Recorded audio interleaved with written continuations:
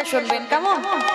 আপনাদের বোঝার মতো কথা, জীব শিক্ষার জন্য এই লীলাগুলো, এই রামায়ণ মহাভারত এগুলো সবটাই বাবা জীব শিক্ষা, জীবের চেতনা। এই মহাভারতে যুধিষ্ঠির মহারাজ করেছিল রাজস্বই যজ্ঞ। যেমন ধরুন আমার কমিটি দাদা ভাইরা এই যে কীর্তনের আয়োজনটা করেছেন বাবা, একা একার দ্বারা হয়? কখনো হবে না। কেউ যদি মনে করে আমি একা একা করব, কখনো পারে না মা। আপনারা প্রশ্ন করবেন মৌমিতা ব্যক্তিগত কীর্তনগুলো তো একা একা হয়? বলে না।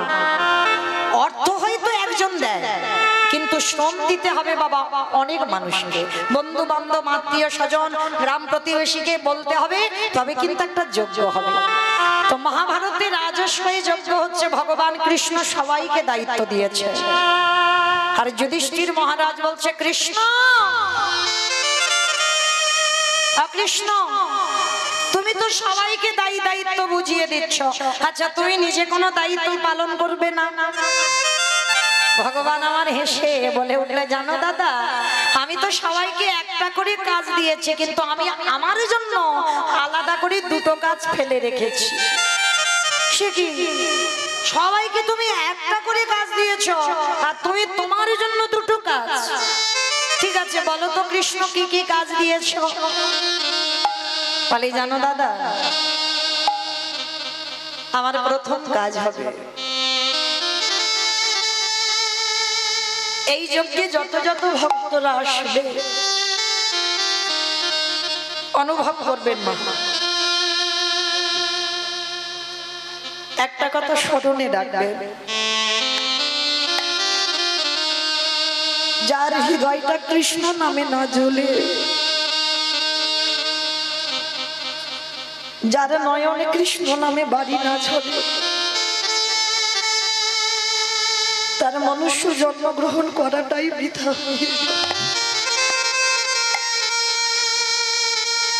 দেখবেন বাবা হেসে কীর্তন শোনার শ্রোতা অনেক পাওয়া, লাখ লাখ পাওয়া যায়, কোটি কোটি পাওয়া যায়, কিন্তু একবারে কৃষ্ণ নামে যার হৃদয় দোলে, এইরকম ভক্ত জগতে বড় দুর্লভ। ভগবান বলছে জানো আমি দুটো কাজ নিয়েছি, প্রথম কাজ হবে এই যজ্ঞে যত যত ভক্তরা আসবে আমি কৃষ্ণ দয়াময় নিজের হাতে তাদের চরণ যুগল ধৌত করে দেব। সবকে উঠেছে অসম্ভব, কৃষ্ণ এটা তুই কি বলছিস? কে কোন জাতের মানুষ আসবে জাতির ঠিক নেই, কে নিচু জাত, কে উঁচু জাত, কে ব্রাহ্মণ, কে বৈষ্ণব, কে কোন জাত আসবে, তুই সবার পা ধোয়াবি? ভগবান আমার একটু মুচকি হেসে বলেছিল জানো দাদা বৈষ্ণবের কোনো জাত হয় না, মনে রাখবে মা, বৈষ্ণবের কোনো জাত হয় না। আমি উঁচু জাত বলে আমি বৈষ্ণব হব না, বৈষ্ণব একটা ধর্ম, সেটা আপনি হতে পারেন আমিও হতে পারি। ত্রিনাদপি শুনেছি না তরুণীব সহিষ্ণ অমানি না মানদেন কীর্তনীয় সদা, যার হৃদয় ঘাসের থেকে আরো নরম, যার হৃদয়ে কোনো লোভ লালসা কামনা বাসনা নেই, হাজার কটু কথা বলবেন মুখের উপরে জোর বলা একটা কথা বলবেন, যার হৃদয়টা সদাই কৃষ্ণ নামে কাঁদে, মনে রাখবেন তাহলে তুমি বৈষ্ণব হবার কিছুটা অর্জন করেছো মাত্র। তো ভগবান কৃষ্ণ বলছে আমি সবার পা ধোবাবো। আচ্ছা ভাইরা এই জায়গাটা একটু ভেবে দেখেছে, যিনি বিশ্বের শ্রেষ্ঠ মালিক ভগবান, যার কোনো কিছু অভাব নাই, যে মনে করলে একটা সেকেন্ডে পৃথিবীটাকে লয় প্রলয় করে দিতে পারে, একটা সেকেন্ডে পৃথিবীটা ধ্বংস করতে পারে, সেই ভগবান আজকে রাজস্বই যজ্ঞে পা ধোবার কাজ করছে কেন? ভগবান নিজের জন্য না, আপনাদের আমাদের চৈতন্য দেবে বলে, শিক্ষা দেবে বলে। কি শিক্ষা পাচ্ছি আমরা? ভগবান জগৎকে শেখালো রে কলির জি তোদের দুয়ারে যদি কোনোদিন সাধুগুরু বৈষ্ণব যায়, চেষ্টা করবি সবার আগে নিজের হাতে তাদের চরণগুলো ধরতে করবি। মনে রেখো মা, যদি কোনোদিন পান সাধুগুরু বৈষ্ণব গুরুদেব দুয়ারে চরণ ধরে বলে যায়, সবার আগে চরণ ধোয়ার ব্যবস্থাটা করবো। আর যদি বছর অন্তর গুরুদেব না আসে, যে যার ঘরের বাবা মা তো আছে, শ্বশুর শাশুড়ি তো আছে, যদি থাকে, আমি বলে যাচ্ছি না যে রোজ রোজ তাদের পা ধোয়াও, প্রয়োজন নেই। বৎসরে সারা বৎসরে একটা দিন চেষ্টা করো মা, এই অধম কীর্তনিয়ার কথা যদি কারোর মনে থাকে, তুমি যদি ভগবানকে ডাকতেও ভুলে যাও, ভগবান বললেন আমার থেকে যদি কেউ আমার ভক্তকে বেশি ভালোবাসে, আর বিশেষ করে ভাগবতে সুদামাকে বলে রেখেছিল, সুদামা সবার আগে বড় গুরু হলো যে যার ঘরের বাবা মা, তারপরে শিক্ষা গুরু দীক্ষা গুরু, তারপরে গুরু হলাম আমি ভগবান। কই ভগবান তো একবারও বলেনি পৃথিবীতে সব থেকে আমি বড় গুরু, না, সবার আগে বাবা মাকে জায়গা দিয়েছে। তাই চেষ্টা করবেন মা, বৎসরে একবার, যেমন ভগবানকে সিংহাসনে রেখে ভজন করছেন, বৎসরে একবার বাবা মাকেও সিংহাসনে বসিয়ে বাবা মার গলায় মালা দিয়ে নিজের হাতে চরণগুলো ধৌত করে আমরা মনুষ্য জীবনে কর্তব্য, যে মা 10 মাস 10 দিন কত কষ্ট ভোগ করে ধরে রেখেছি, বৎসরে একবার নিজের হাতে বাবা মাকে একটু যত্ন করে খাইয়ে দিও।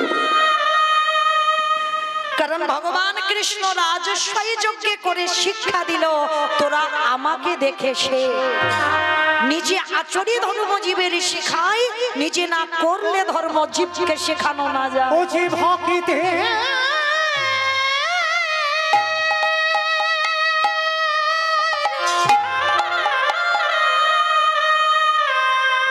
ও জীব হকিতে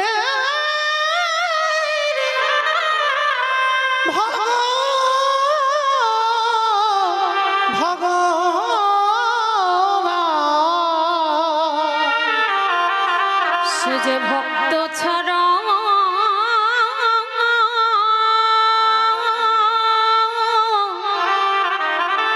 ভক্ত ছাড়া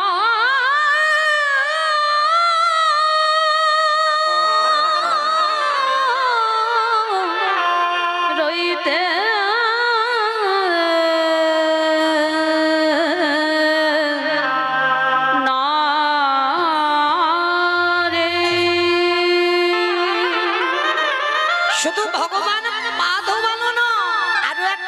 করেছিল। কি কাজ জানো? যারা যারা ভক্তরা প্রসাদ পেয়েছিল, কৃষ্ণ আড়ালে গিয়ে ওই এঁঠো পাতাগুলো নিয়ে নর্দমায় ফেলেছিল। শুধু পাতা ফেললো না, আরো একটা কাজ করেছিল। ওই ভক্তরা যখন প্রসাদ পাচ্ছে না, একটু করে প্রসাদের থালাতে প্রসাদ লেগে আছে। ভগবান আড়ালে গিয়ে যেখানে পাতাগুলো ফেলছে, এঁঠোগুলো গুড়িয়ে দিয়ে কৃষ্ণ আমার সারা গায়ে মাখছে। যুধিষ্ঠির মহারাজ পিছন থেকে দেখে বলেছিল, কৃষ্ণ কৃষ্ণ এটা তুই কি করছিস? কে কোন জাতের মানুষ এসেছে, সবাই প্রসাদ পেয়েছে, ওদের পা ধোয়াচ্ছে, সেটা মেনে নেওয়া যায়। ওদের এঁঠো পাতাগুলো ফেলছিস, মেনে নেওয়া যায়। কিন্তু কৃষ্ণ, ওদের এঁঠোগুলো নিয়ে তুই ওই রকম গায়ে মারছিস কেন? বলে, দাদা গো, আমি ভক্ত,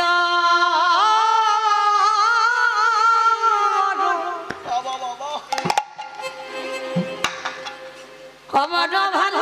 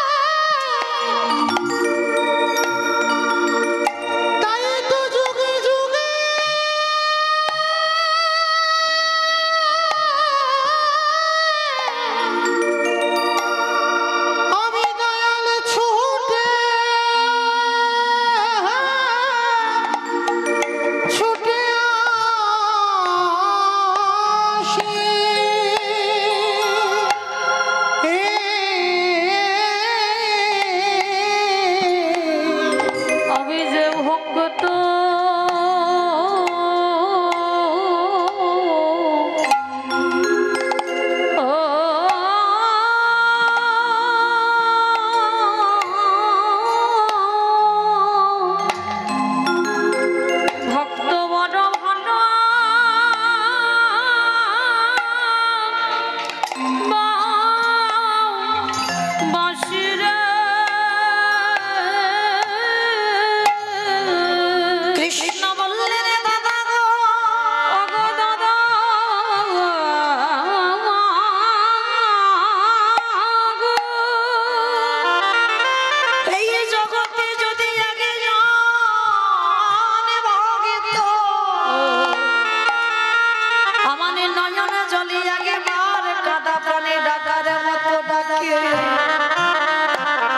আমি ভগবান হয়ে পৃথিবীর যেখানে থাকি না কেন আমি কি করি জানো আমি যে ভক্তের দানে আমি দয়াল ছুটি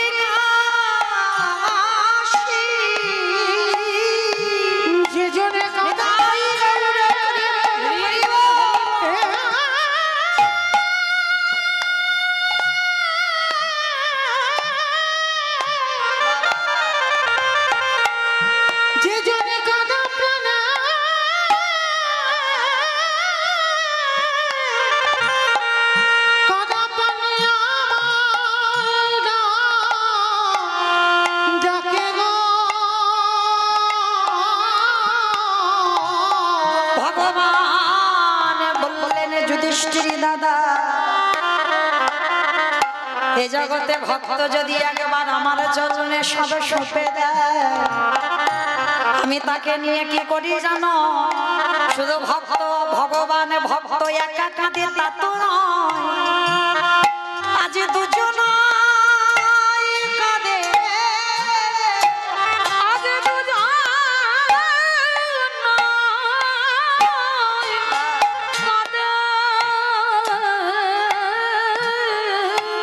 ভক্ত কাঁদে আর ভগবান কাঁদে দেখো দুজন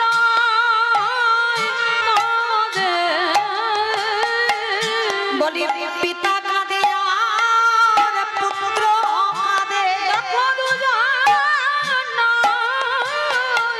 কাঁদে ওগো জীবাত্মা কাঁদে আর পরমাত্মা কাঁদে দেখো দুজন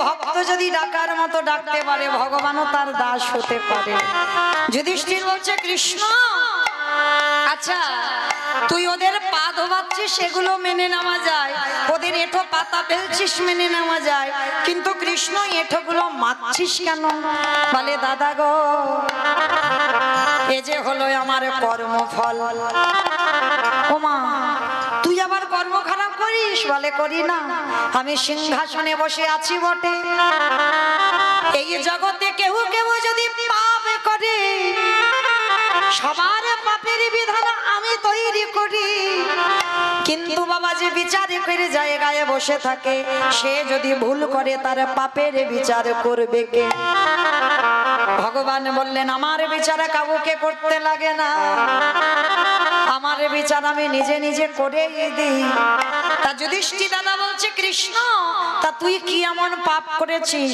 বলে দাদা পাপটা দাপরেতে করি নাই তাহলে কবে করেছিস কৃষ্ণ বলে কেন ওই রঘুপতি রামচন্দ্রের অবতারে যেদিন আমি ছিলাম রঘুপতি রামচন্দ্র সেদিন নিজের হাতে একটা মুনিপুত্রকে হত্যা করেছি ও বাবা মুনিপুত্র সে কে বলে জানো দাদা যার নাম হচ্ছে বিশ্ব সবার মুনির ছেলে যার নাম রাবণ রাজা রাবণ রাজাকে নিজের হাতে হত্যা করেছি অকাল বোধন দুর্গা পূজা করে মানে আমি চালাকি করে রাবণকে মেরেছি আর তাতে কি হয়েছে জানো রামচন্দ্র বলছে আমার সর্বশরীরটা পাপী হয়ে গেল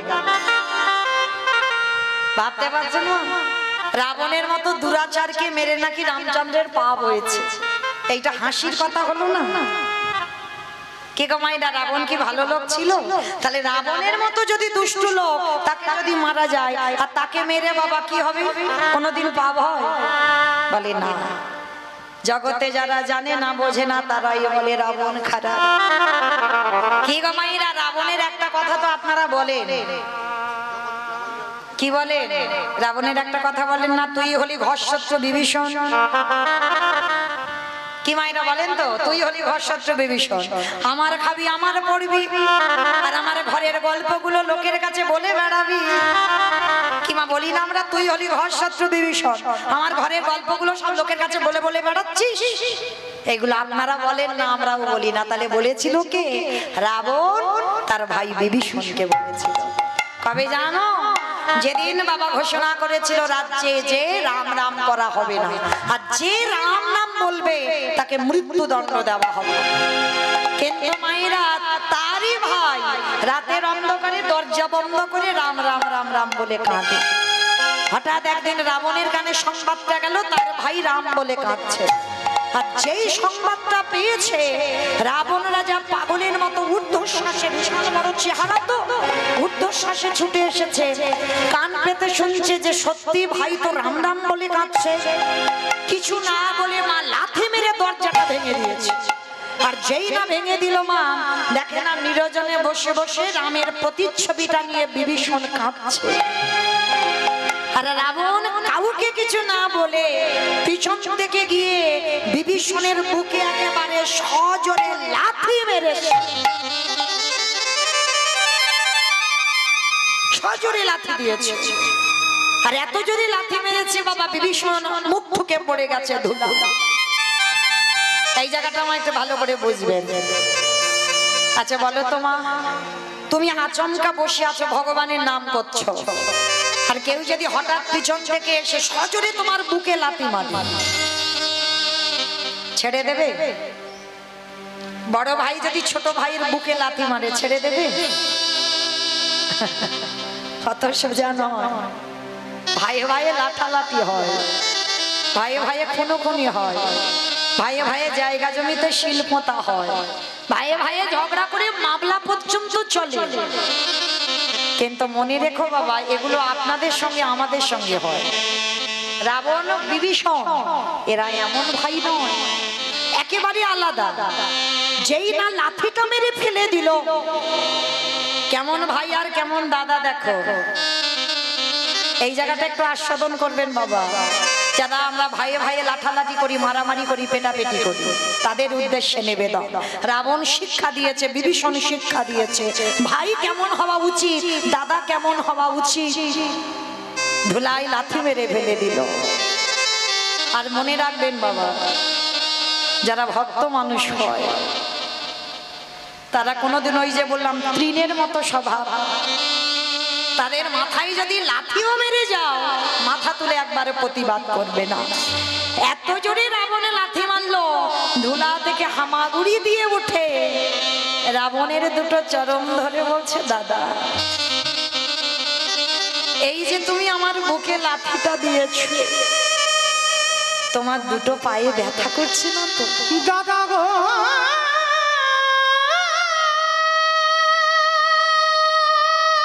দূর হয়ে যা, ঘরশত্রু বিভীষণ, বেরিয়ে যা, এক্ষুনি বেরিয়ে যা। আমারই কঠিন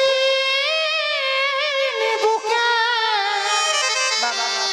বুকে লাথি মেরে তোমার কোমল চরণে কি,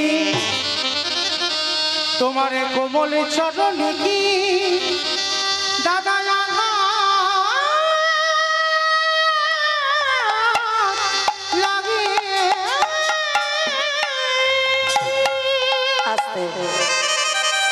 ভক্ত চরণে আমার একটা নিবেদন।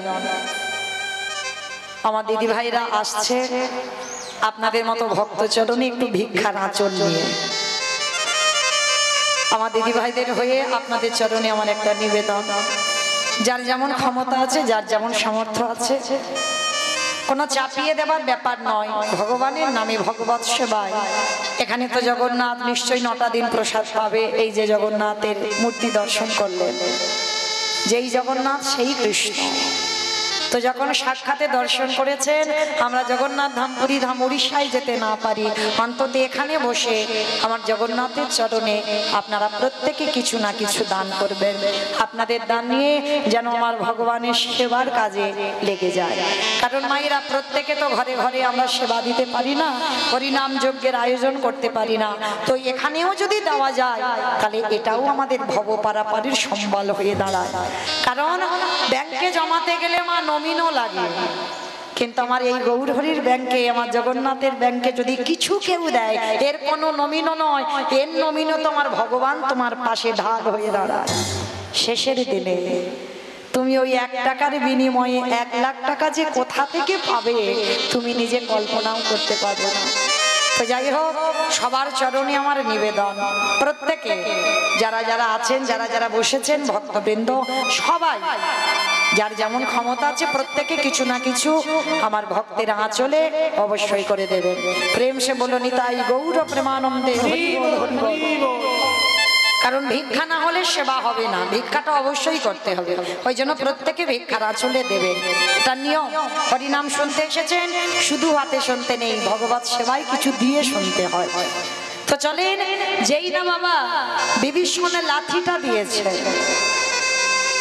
আর লাঠিটা খেয়ে বাবা রাবণ রাজাকে ধরে বলছে, দাদা তোমার পায়ে ব্যথা করেনি তো, দূর হয়ে যাবে, এই মুহূর্তে এক্ষুনি তুই বেরিয়ে যাবি। একটা লাঠি খেয়ে চলে গেল বিভীষণ। আচ্ছা মা, কোনো দাদা যদি ভাইকে লাথি মারে কষ্ট কি হয় না? মাঝে মাঝে দেখবেন আপনারা ছেলে মেয়েদের উপরে খুব রেগে যান, আর রেগে গিয়ে মাঝে মাঝে মারধরও করেন না। বড় বড় ছেলে হয়ে গেছে, কিন্তু একেবারে জোরে চর বসিয়ে দিলে একটা, কিন্তু ছেলেকে মারবার পরে আধা ঘন্টা পরে কষ্ট হয় না? যে বাবা মা মারে সেই বাবা মা আবার ছেলের পিঠে তেল দেয়, তাই না মা? এত জোরে হয়তো মেরেছে, দাগ বসে গেছে, আবার সন্ধ্যেবেলা আসতে পিঠে তেল দিয়ে দিল। তাহলে আপনাদের যদি হয়, আমাদের যদি হয়, রাবণ তার ভাইকে লাথি মেরে কষ্ট পাইবে? সবাই তো রাবণের বাইরেটা দেখেছে, ভিতরটা দেখি। সারা রাত রাবণ ঘুমাতে পারে, শুধু ছটফট করছে ভাইটা কোথায় গেল একটা লাথি খেয়ে। কিন্তু রাবণ ভালো জানে যে আমার ভাই লাথি খেয়ে কত দূর যাবে। ভোর না হতে হতে একেবারে রামচন্দ্রের কাছে গিয়ে ডাক দিয়েছে, ভাই রে। যেই না ভাই বলে ডেকেছে বাবা, সঙ্গে সঙ্গে বেরিয়ে এসেছে লক্ষণ। কি চাও? কালকের ভাইকে লাথি মেরে আর আজকের পা ধরে ক্ষমা চাইতে এসেছো? রাবণের তো বিশাল বড় চেহারা, বলে নাই, আমি ক্ষমা চাইতে আসিনি, আমি দেখতে এলাম আমার লাঠিটা খেয়ে আমার ভাই ঠিক জায়গায় এলো কিনা। কত অনুরাগ দেখো রাবণের, আমার লাঠিটা খেলো, খেয়ে ঠিক জায়গায় এলো কিনা আমায় দেখতে হবে না? ওইটা দেখবো বলে আমি এলাম। তা রাম এসে বলছে, রাবণ ওই রকম ভাইকে কেউ মারে? সেই দিন রাবণ বলেছিল, চুপ কর, এই জগতে সবাই শুধু বললো আমি আমার ভাইকে লাথি মেরেছি, কিন্তু শোন ওরে রাম রে, ওটা তো শুধু সাধারণ লাথি নয়, ওটা হলো বৈরাগ্যের লাথি। আমি যদি আমার ভাইকে লাথিটা না দিতাম, আমার ভাই কি এত তাড়াতাড়ি তোর চরণ তলে আসতে পারতো?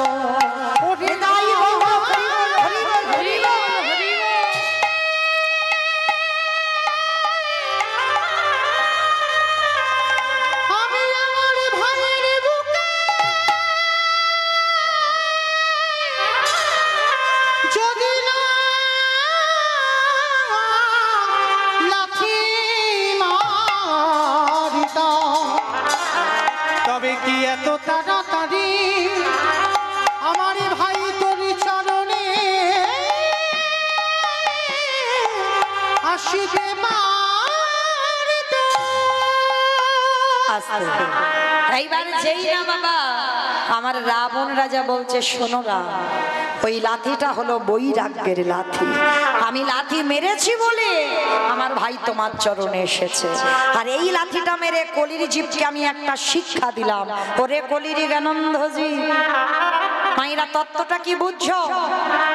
সবাইকে একদিনে লাঠি ঝাঁটা খেতে হবে, কি মাইরা খেতে হবে না? আজ আমরা দাঁড়াতে পারছি, রোজগার করতে পারছি, দু হাত ভরে ব্যাগ ধরে বাজার করে সংসারে দিতে পারছ, চাকরির পেনশনের টাকা তুলে দাও, তাই সংসারে তোমায় ভালোবাসে, কদর যত্ন করে। কিন্তু যেদিনে তুমি আর মাটিতে দাঁড়াবার শক্তি থাকবে না, যেদিনে তোমার রোজগার করার ক্ষমতা থাকবে না, যেদিনে ব্যাগ ভর্তি বাজারে সংসারে দিতে পারবে না, যেদিনে তোমার দৃষ্টি শক্তি কমে যাবে, যেদিনে তোমার শ্রবণ শক্তি কমে যাবে,